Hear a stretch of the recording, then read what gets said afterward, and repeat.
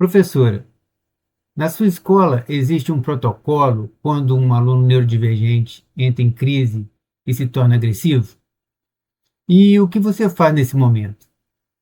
A verdade é que a maioria das escolas não tem um protocolo seguro. Sem um passo a passo, o risco cresce. O professor fica vulnerável, o aluno se expõe a uma escalada desnecessária e a escola assume um risco jurídico enorme. Na aula de hoje, vamos a entender como por que o protocolo de proteção, o plano individual de regulação, é a chave para proteger todos. Vamos juntos. O tema da aula, então, é qual é a conduta ideal diante de uma crise? Quando chamar os pais, quando acionar a saúde. Então, não existe um protocolo, por incrível que pareça, não existe um protocolo institucionalizado.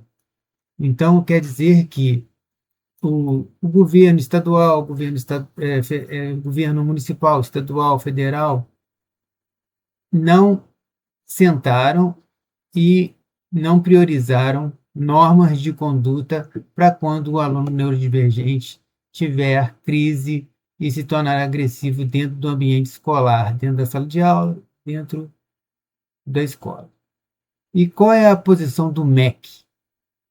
Em notícias lidas na internet, eu cheguei à conclusão, e aqui respeito a opinião dos especialistas, logicamente, apesar de não concordar. O MEC posiciona no seguinte sentido: como o espectro do autista, do neurodivergente, é um espectro muito amplo, ele prefere, então, não traçar normas de condutas, porque isso pode ser que vai depender de caso a caso. Discordo, porque as normas de conduta precisam de ter pelo menos um eixo estruturado, umas diretrizes estruturadas. E essas diretrizes sejam adaptadas para o caso concreto, né? Como não proceder, por exemplo, de forma alguma, em tempo nenhum. Por exemplo, a minha opinião, não acionar a polícia militar para uma crise de neurodivergente tinha que estar no protocolo como causa de que nunca possa ser feita. Em caso nenhum, nem nos casos extremos. Que no casos extremos, de repente, seja acionada um corpo de saúde. De repente, sim. Então, eu acho que falta vontade política para que seja feito um protocolo para as escolas. Mas enquanto esse protocolo não existe, nós aqui tentamos fazer com que as professoras, os alunos, as pessoas que trabalham com a educação tenham mais segurança. Então, qual é a conduta ideal diante da crise? Quando chamar os pais? Quando acionar a saúde? Então, há também dentro desse tema, vários temas que são bastante delicados e, claro, respeitando a individualidade de cada aluno neurodivergente, cada caso é um caso, né? E isso aí é fato. Mas não posso me furtar também e falar assim, cada caso é um caso e quando acontecer a gente resolve. Não, não, não é isso. Não resolve, ou pelo menos não resolve bem. Precisa de ter um protocolo prévio para que tenha habilidade de manejo. É isso? Então, essa crise do estudante, ela é uma crise individualizada. Então, há uma habilidade de manejo para cada estudante. Cada aluno neurodivergente tem que ter uma habilidade de manejo específica. Então, nós vamos falar hoje sobre capacitar escolas e adotarem uma conduta previsível, segura e alinhada com a família, quando o aluno neurodivergente entra em crise, evitando improviso, escalada comportamental e conflito. Então, como a gente pode falar isso? Muitas vezes, como ainda não tem um protocolo, há uma zona cinzenta que as professoras ficam sem saber como agir. A escola não dá o protocolo, como agir, e a professora não sabe como agir. Se a professora intervém, se a professora age, se a professora segura o aluno, de repente ela age mal, dependendo do caso. Se ela não faz nada, fica omissa, ela também age mal, porque ela foi omissa, ela deveria ter ali feito alguma coisa. Se ela fizesse, o aluno não teria escalado mais ainda, não teria machucado outras pessoas. Enfim, são várias possibilidades. Por isso que eu até entendo o posicionamento do MEC, para ele não criar um protocolo genérico, porque cada caso é um caso. Eu entendo. Mas, por causa disso, vamos ficar, então, assim, à mercê da sorte? Eu acho também que não é prudente os profissionais ficarem à mercê da sorte, porque, assim, criando riscos, gestões de riscos ali desnecessárias, né? Então, como então proceder? A chave, eu acho que principal ali, o começo, o start dessa mazela está na conversa do mapeamento do aluno. No método 3MPEA, nós ensinamos o passo a passo da gestão do risco. Então, bem superficialmente, nós orientamos que a gestão de risco seja alicerçada no mapeamento do aluno. Por quê? Eu explico. O mapeamento do aluno faz com que a escola, a professora, conheça o aluno e é muito mais fácil trabalhar nas zonas que a gente fala aqui no método, que existem 3 zonas. A zona verde, que é quando o aluno está estabilizado, a zona amarela, quando ele está prestes a entrar em crise, e a zona vermelha, quando o aluno já entrou em crise. Então, quando você conhece um aluno, mapeia o aluno, sabe das suas características e conhece que com aquelas características ele tem uma probabilidade muito grande de entrar em crise na zona vermelha, você imediatamente para as atividades, fraciona as atividades, né? Dá uma pausa, conversa com calma, faz todo um manejo, tem até toda aquela habilidade de manejo antes dele entrar em crise. Esse é o ideal, né?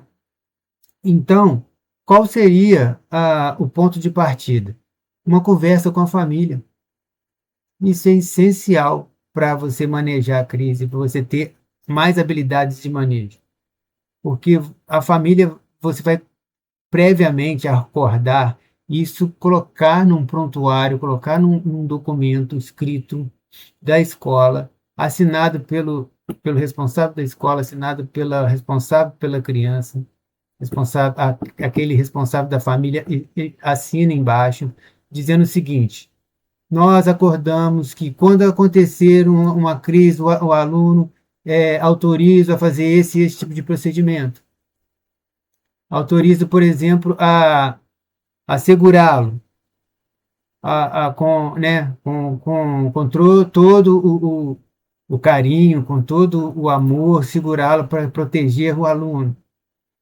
Exemplo, né? Ou não, falou assim, olha, não admito que em crise ele não seja tocado. Então, o médico, em um laudo, disse que em crise não fazer isso, não fazer aquilo, não fazer aquilo outro. Então, a professora, diante desses alicerces, desses indícios, ela já tem um protocolo individualizado de conduta para aquele aluno. Então, vamos supor que um aluno extremamente agressivo, a professora não consiga contê-lo fisicamente e e no protocolo está assim, olha, é preciso contê-lo fisicamente, senão ele pode agredir outras pessoas e pode até se machucar, bater com a cabeça, né, em móveis pontiagudos, um exemplo, né? E a professora vai chegar e vai fazer uma observação para a escola, olha, eu não consigo contê-lo quando estiver em crise. Eu preciso de chamar um apoio, uma equipe de apoio, principalmente homens que tenham um corpo mais compatível com esse pré-adolescente, com esse adolescente, para que faça um apoio. Pronto, você já cria ali pelo menos um, um pré-requisito para quando acontecer, você já tem pelo menos quem chamar, né, como proceder, né, como se pode ou não segurar, se vai tirar os outros alunos da sala, se não. Você tem todo ali um mapeamento daquele comportamento. Se você for chegar perto do aluno, chega em diagonal do aluno, né, para evitar chegar de frente. Às vezes o aluno, esse aluno ele é super amoroso, esse aluno ele é super delicado, mas ele está em crise. Nesse momento de crise, ele não está ali satisfeito com a situação, ele pode ali golpear, né?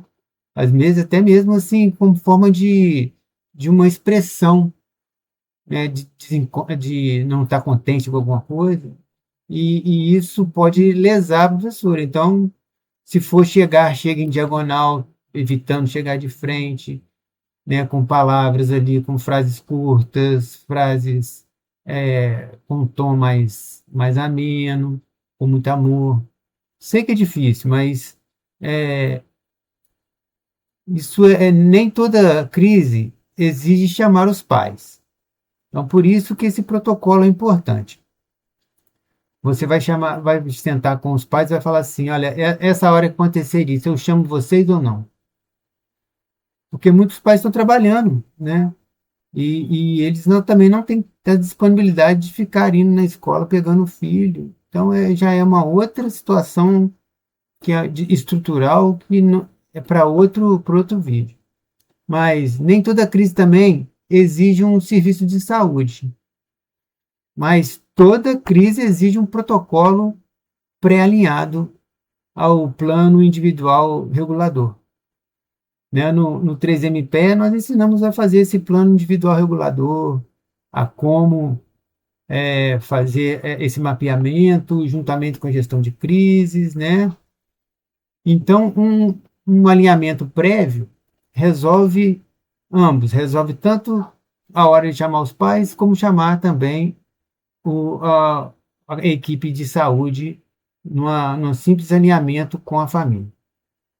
E o que, então, você fazendo essa reunião com as famílias, o que ela espera realmente?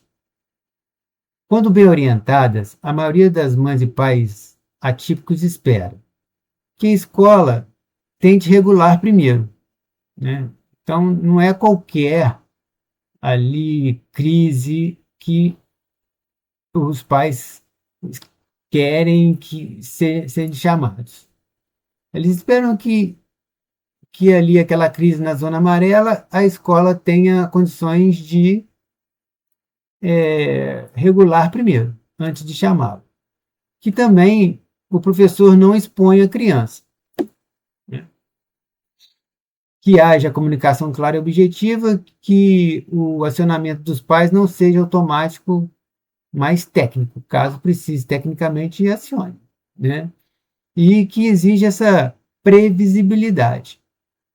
Então, para que exista essa previsibilidade, é imprescindível que exista um acordo prévio formalizado. Né? Existe um documento, um mapeamento, dizendo quais são as normas de conduta, quais são as habilidades de manejo para quando o aluno estiver em crise. Né? Então, se o MEC não prioriza diretrizes básicas, a escola prioriza diretrizes individuais. Né? Porque o que gera o conflito? É aquela ligação precipitada da escola para a mãe. A mãe está no trabalho e a professora liga para a mãe e fala: vem buscar seu filho, que a escola não está dando conta. É assim? E a mãe fica com um conflito, porque como assim? Não, eu estou aqui no trabalho, chega lá, o filho e até mesmo regulou, foi para a zona verde de novo, né? Ou ao contrário, né? O aluno está precisando da mãe e a escola demora excessivamente a avisar a mãe. Então é o outro extremo. E não tem aquela conduta, por não ter esse protocolo, aquela conduta que ficam variando, não tem muita previsibilidade, né? Decisões diferentes a cada episódio. Então, isso causa na mãe uma angústia e uma preocupação muito grande, uma insegurança muito grande. E quando isso é somado à ausência de registro, essas situações vão acontecendo e não são formalizadas e não são tratadas, isso vai sendo ali uma bola de neve, aonde que cada crise é um risco para todos. Nós usamos, então, alguns princípios básicos do, do Aikido, e esses princípios são princípios que prezam pela harmonia, né? Que é um conflito harmônico. Né? Quando tem uma alta temperatura, você vai ali abaixo. O segredo do Aikido é sempre somar 10. Se tem um oponente que vem com a energia 8, você soma ali 2 e forma 10. Você nunca, se ele chega com a energia 10, você põe mais 10 para somar 20, não. Então, se ele tem se o aluno neurodivergente está desregulado, você com harmonia, você chega ali com amor para fazer com que ele volte à zona verde regulada, né? Que a conduta é a prevenção. Então, nessa zona verde, o que a escola deve? Ela deve manter uma rotina previsível, aplicar estratégias já feitas no plano individual de regulação, e monitorar os sinais precoces, né? Nessa hora, os pais não são acionados. Na zona amarela, a conduta é a intervenção precoce na escola. Então, a zona amarela é a zona pré-crise. A escola deve reduzir as demandas, oferecer pausa reguladora, ajustar estímulos, fazer corregulação. E aqui nesse momento, normalmente, os pais eles não são acionados. O que acontece aqui nessa zona amarela? A comunicação pode ser posterior e informativa, não emergencial. Tipo uma mensagem assim: olha, hoje observamos sinais de desregulação, mas a situação foi regulada na escola. Isso gera uma confiança, né, na mãe, nos familiares. E quando o aluno entra nessa zona vermelha, quer dizer que não foi lido os indícios ali, né? Não foi captado ali aqueles indícios, provavelmente, né? Em regra geral, não foi captado. Então, a crise foi instalada. Então, a crise instalada, ela fica mais difícil tecnicamente de atuar. Então, aqui precisa de um protocolo previamente acordado para que a escola atue. Se não tiver um protocolo prévio com a família anuindo as intervenções, todas as intervenções vão ser erradas. Todas as intervenções podem criar risco para a escola se elas não forem previamente acordadas. Por quê? Se você age, você pode agir e extrapolar a sua conduta comissiva, né? A sua conduta de agir.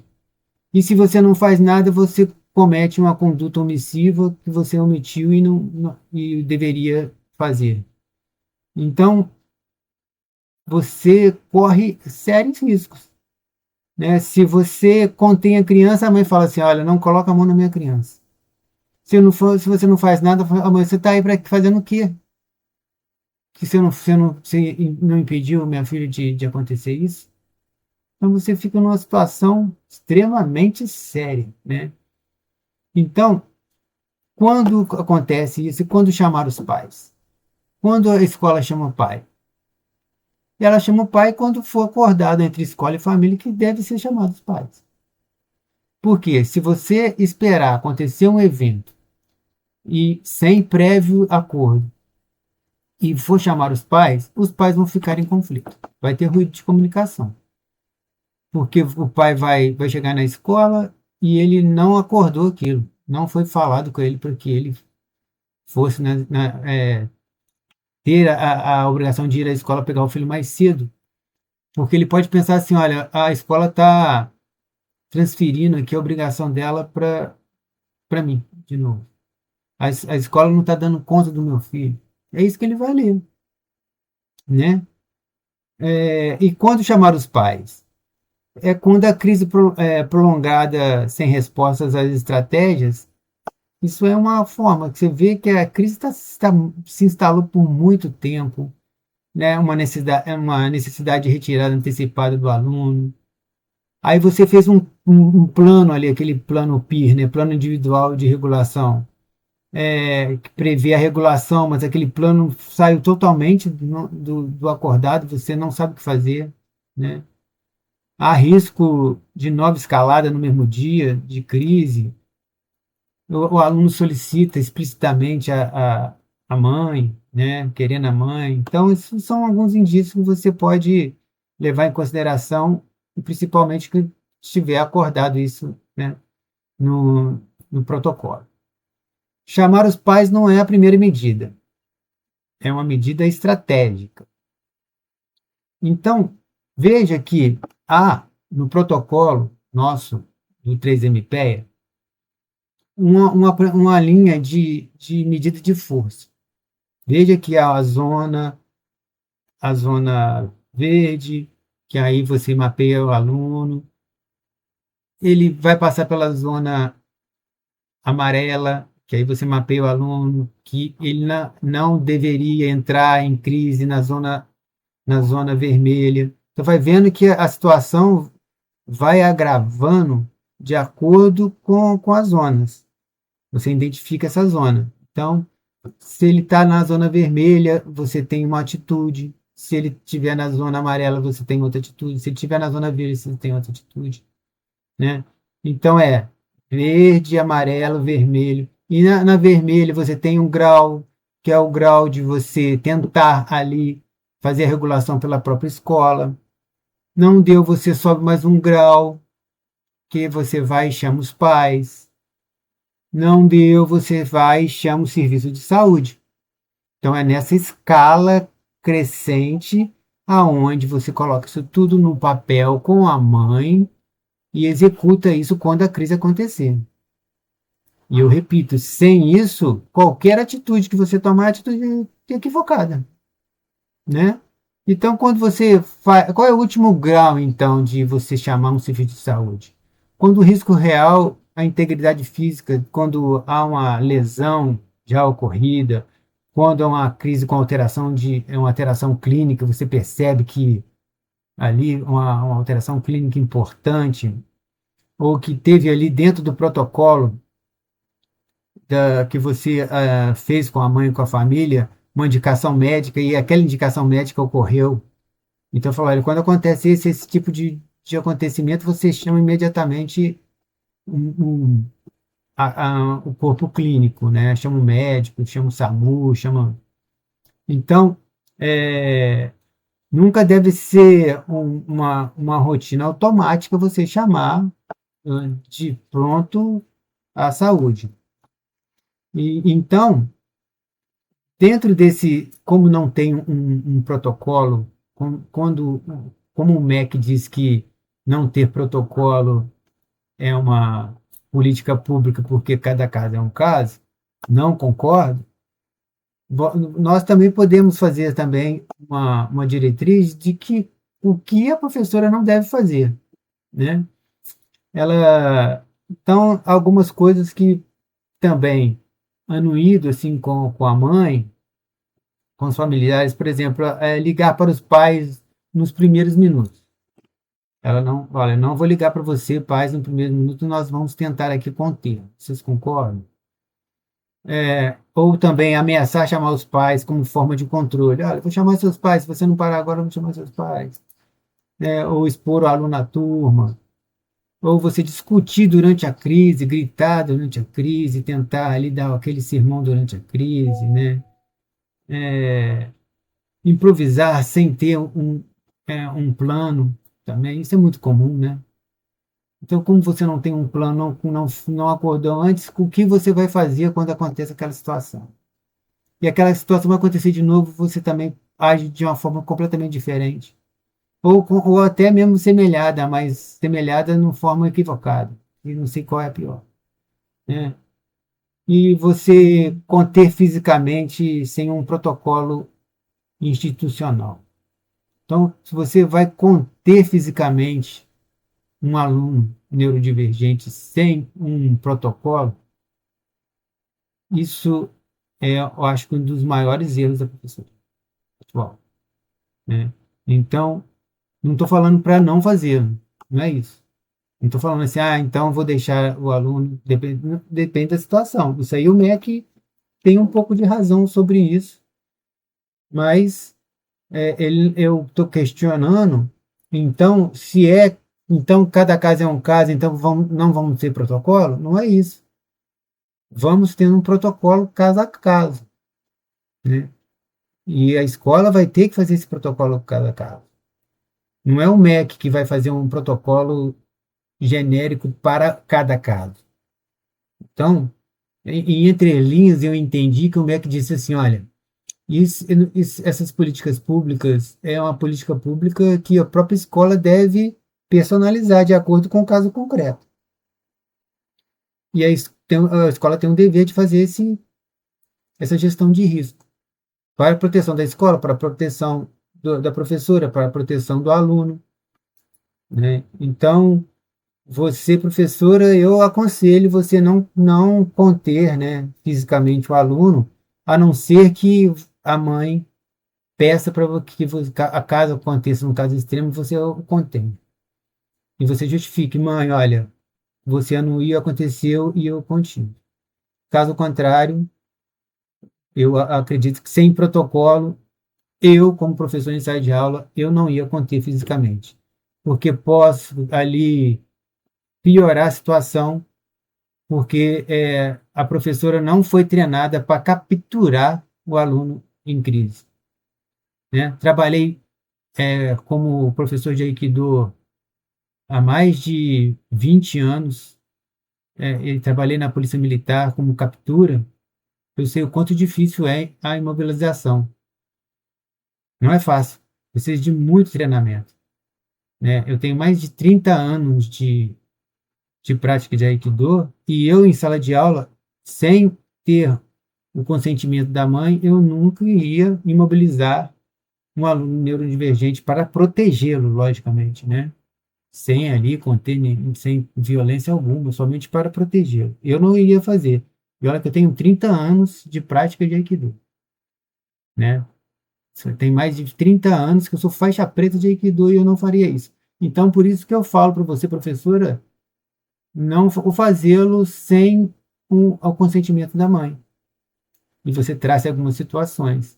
E se você não tem condições de fazer fisicamente, professora, por você ali não ter ali um corpo, né, compatível com aquele adolescente de repente, chama uma equipe e a equipe vai atuar caso a mãe, a família esteja de acordo previamente, prévio à crise, né? E esse relatório, esse plano individualizado de regulação, ele necessariamente tem que ser vivo. Ele tem que estar toda hora ali, aconteceu isso, aí colocam no plano. Porque vocês vão ouvir assim, olha, aconteceu isso, mas isso nunca aconteceu em casa. Só aconteceu aí na escola, que foi a primeira vez.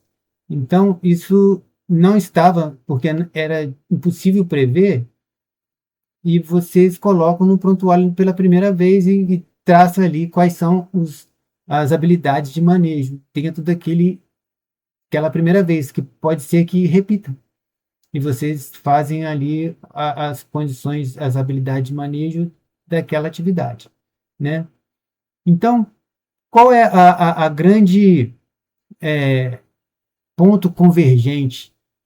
Como alinhar expectativas com a família? Esse é o grande lance, o grande ponto convergente que eu acho que pode ser um ponto de partida para que, pelo menos, amenize essas inconsistências, né? Então, é imprescindível, como já falei, fazer o primeiro M do 3MP. Esse mapeamento é a reunião inicial obrigatória antes da crise. Então, a escola deve pactuar, né, os sinais das zonas amarelas do aluno. Então, fazer assim, o aluno, quando ele começa com esses tais sintomas, né, sinais, ele começa a ficar desse jeito, a mãe vai dar toda a dica. Olha, quando ele começa a balançar muito, começa a correr, começa a se jogar no chão, não sei, cada um tem uma característica. Ele vai entrar em crise. Então vocês anotam. Quando ele começar a entrar nessa zona amarela, para tudo, estabiliza, porque na zona amarela é mais fácil trabalhar do que na zona vermelha em crise, né? Então, essas estratégias que funcionam, estratégias que não funcionam, não é isso? Vocês perguntam para a família. É quando os pais querem ser avisados, quando autoriza a retirada, quando autorizar a saúde, quem é o adulto de referência, o tempo médio de regulação. Olha, nós vamos tentar aqui na escola regular ele por tanto tempo. Passou disso, eu vou acionar vocês, pai. Tudo bem? Então, isso vira um plano individual de regulação, que é o que a gente ensina, né? Esse PIR. A gente ensina isso no método 3MPEA, utilizando os fundamentos, os princípios do Aikido, né? Então, quais são, então, de repente, umas perguntas chaves para você fazer na reunião da família, né? O que costuma ajudar seu filho a se regular, né? Você faz um checklist no mapeamento. Em que momento você prefere ser acionado? Há orientação médica específica? Se há, quais são? Quanto tempo de tentativa de regulação você considera adequado? Né? Porque passou disso, eu vou acionar vocês. Pode ser? O seu filho pede por você durante a crise? Então você cria aquela sensação, né? Cria uma corresponsabilidade. Então você pode criar, né, dentro desse mapeamento, desse primeiro M, antes de você. Aqui eu estou falando que você faz esse mapeamento para você depois executar essa melhora lá na adequação funcional, né? Lá na frente. Então, você faz um fluxograma de decisão padrão, faz aquele escalonamento. Por exemplo, você pode fazer um passo a passo, né? Caso você queira, falar assim, olha, primeiro passo, eu vou identificar a zona que o aluno está. Ele está na zona amarela, eu vou proceder, vou ter essas habilidades de manejo. Não, ele já está na zona vermelha, já está em crise, então eu vou ter essas habilidades de manejo, por quê? Eu conheço o plano individual regulador ali daquele aluno, né? Então, se eu conheço, eu vou aplicar aquele plano. Por isso que tem imprescindível ter o plano, né? Vou monitorar aquele aluno por tantos minutos de acordo com o plano. Vou reavaliar. Aí, se houver regulação, eu registro e comunico depois os pais. Se não houve, eu vou considerar acionar os pais. Então, se houver risco físico, se tiver aqueles procedimentos médicos ou alguma orientação médica que aqueles fatos ocorreram, eu aciono, então, o protocolo de saúde. Ok? Então, para a gente finalizar, escola segura não é a que nunca tem crise. A escola moderna é a escola que vão ter frequentemente crises, porque é uma nova escola, uma escola que é excelente, que faz com que o aluno neurodivergente tenha a oportunidade de ser efetivamente incluído. Isso é uma dificuldade que nós estamos passando dentro de um aspecto que é histórico. Nós, graças a Deus, a sociedade foi iluminada e fez com que a escola mudasse de nível. Mas a gente está nessa transição, né? Então essa transição realmente traz alguns ajustes. E um desses ajustes é esse, é o despreparo dos professores de lidarem com crise. A crise sempre vai ter. A escola segura não é aquela que não tem crise. A escola segura é a que sabe exatamente o que fazer quando a crise começa. A escola segura é aquela que tem um protocolo prévio. E esse protocolo pode ser que tenha um protocolo com diretrizes gerais, mais amplas, mas é imprescindível que tenha um protocolo de regulação para cada aluno neurodivergente, porque cada um ele se comporta diferente, né? Então, o alinhamento familiar e escola reduz conflitos, protege o professor, protege o aluno, reduz o risco jurídico e aumenta a confiança das mães. Então, se sua escola ainda decide no improviso, quando chamar a família, você não tem um protocolo, você tem um risco. No 3MPEA, você aprende a estruturar o plano individual regulador completo e o fluxo NeuroAiki, que é um fluxo baseado nos princípios do Aikido, para transformar a crise em situações previsíveis. Até o próximo episódio.